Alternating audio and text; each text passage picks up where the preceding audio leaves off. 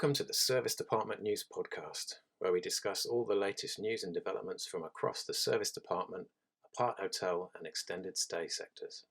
Okay, so today I'm speaking with Dom Sherry, the new CEO of Flying Butler Apartments. Dom, can you tell us a little bit about your career in hospitality to date?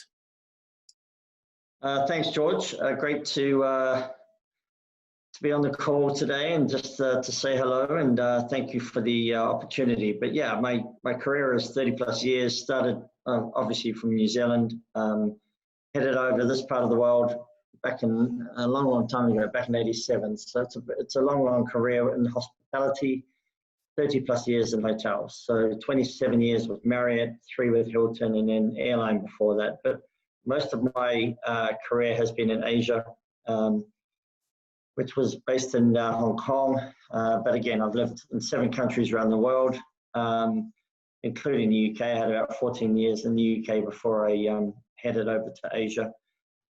And it just most recently came from the Middle East. So I was in Dubai running a portfolio of hotels for Marriott for 3.5 years. So now I'm here and yeah, it's been a long journey, but an interesting journey. And do you have any previous experience with service departments, and what attracted you to your new role at Flying Butler? I mean, I do and I don't. I mean, Asia Pacific, obviously living in that part of the world, the service department industry is kind of mature over there with an Oakwood and Ascot, etc. I lived in the US and the maturity of the service department industry is real. It's there. So in Europe, I didn't know much. Obviously it's not as mature in this part of the world. So coming back to the UK, I still came back with Marriott. I actually kind of fell into this job, if you like. I came in as someone to help with Flying Butler to have a look at kind of from a hotel lens. In February and literally came in for 2 or 3 months just to kind of give some advice and help and support just to see how they were, because they were going through quite a growth spurt. And then bang, we hit the pandemic in March and I've helped the team move through the pandemic, which has been pretty tough.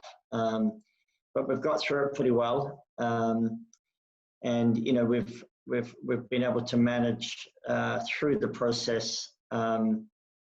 We've had to do lots of things. We've had to look at costs. We've had to look at how we deal with our units. And basically, we've also been growing, but we've been very lucky. We've ran through about 50-60% occupancy, which unfortunately with my brothers and sisters in the hotel world, it hasn't been like that. So we have been lucky. I don't think anyone's making money anytime soon, but at the end of the day, we've really had to consolidate the operation and get through. And then officially I started in my role on the 1st of September. So we've got a great strategy going forward with regards to growth, etc. But we're still in the middle of this storm. We're kind of in the bunker and working it out. But yeah, it's been an interesting ride, that's for sure. Have you managed to keep all your properties open through the lockdown? We have. We've currently got about 500 apartments, and as I said, we're still running at about 50-60%. Even in September, we'll probably hit 60%. So everything is open, but that means that half of them are empty too. So we're doing everything we can, and our typical corporate kind of business is not there. So our length of stay has diminished somewhat. Pre-COVID was 30 days. We're well below that right now, length of stay. So it's a different kind of customer. We're hoping that corporate housing customer will come back. But again, it's going to be around timing, when people jump back on planes, when there's some confidence really in the market that allows people to get back and do what they need to do. But yeah, we're seeing business pick up, but nothing like we needed and wanted to be. We were hoping September, October would be coming out of this a bit stronger. But with the second possible wave here in the UK, it really hasn't helped. So we live in hope. Yeah. Were you seeing any signs of corporate business returning until last week's announcements? We really were. We were looking at those, 30, 60 days, but cautiously, inquiries coming in, but just that conversion wasn't really kicking in. People not sure. And you've got to really, understand that, there is nervousness, people jumping on planes, all the quarantine processes. It's going to take a lot for people to get on a plane now with a husband and wife at home saying, do you really need to go, right? But I'm a true believer that pent-up demand is real. I sat through SARS in Hong Kong. I've done a lot of adversity in my career, SARS bombs, coups, tsunamis, whatever. So the pent-up demand is typically there. This is no different. It's just going to be when. So we're really, we're hoping that the corporates, they will come back, but it's just when. And then we're in touch with a lot of corporations. We're keeping in touch with our key customers, which has been a big piece over the whole COVID period. But it's just kind of when that will happen. But they will come back. They will definitely come back. It's just going to be, it's going to take some time, right? Yeah. So moving on from the current situation, what are your plans for the business in the medium and long term? So through adversity, I always think brings out opportunity. We've consolidated our portfolio through the pandemic, but then we've also grown. We've just signed over 100 units in the last month and a half, 2 months. And our long-term strategy is to grow. And that's one of the big reasons that I've come into this seat to take the company with the fabulous team that I have here, and a really great team, and move forward. We've got great growth plans, great strategy to grow the portfolio in London, obviously, where Flying Butler started well over 20 years ago. So we're in the southeast. As you probably know, Flying Butler acquired ESA last year, so they kind of doubled the size. But in saying that, we're looking at opportunities now. So we're not stopping. It's a good time to find some new inventory, but we're going to be very strategic. They've got to be in the right locations, and we're also going to be cautious. And when we bring that inventory on.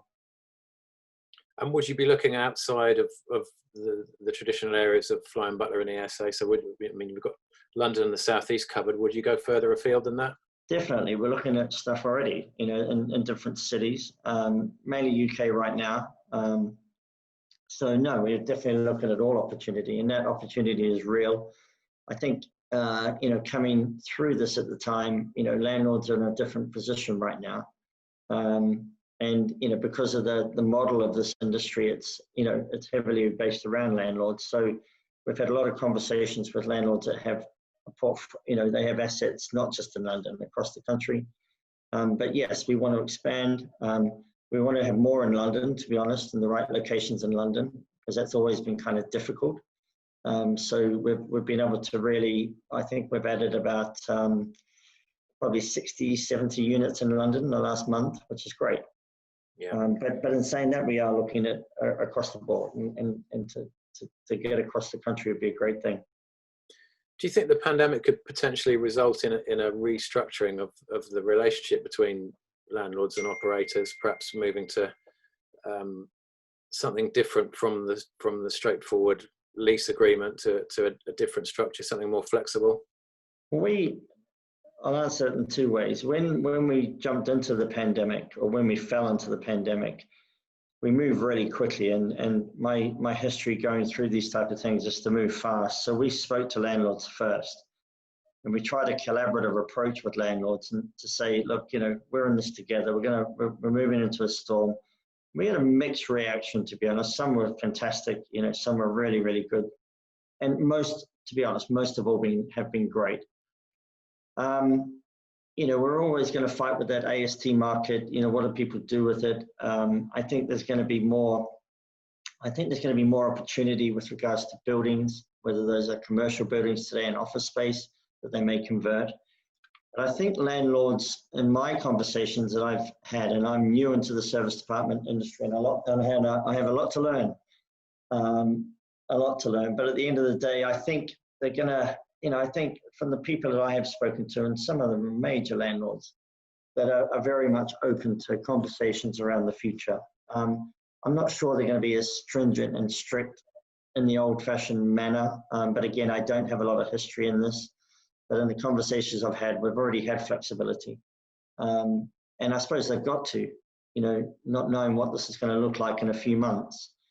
I'm sure they want the partners. We've travelled all the way through the pandemic with our landlords. We've paid our rent on time. We've done everything right. So, that bids us well for the future with the existing landlords and obviously new landlords too. Yeah, great. Dom, thank you for your time. It's good to talk to you today, and welcome to the world of UK service departments, and speak to you soon. Thank you so much. I really appreciate it. Pleasure. Thanks, George. Bye-bye. Thanks for listening to the Service Department News podcast. If you'd like to keep up to date with all the latest industry news, head over to servicedepartmentnews.com and sign up to our twice-weekly newsletter. Service Department News is part of the International Hospitality Media portfolio,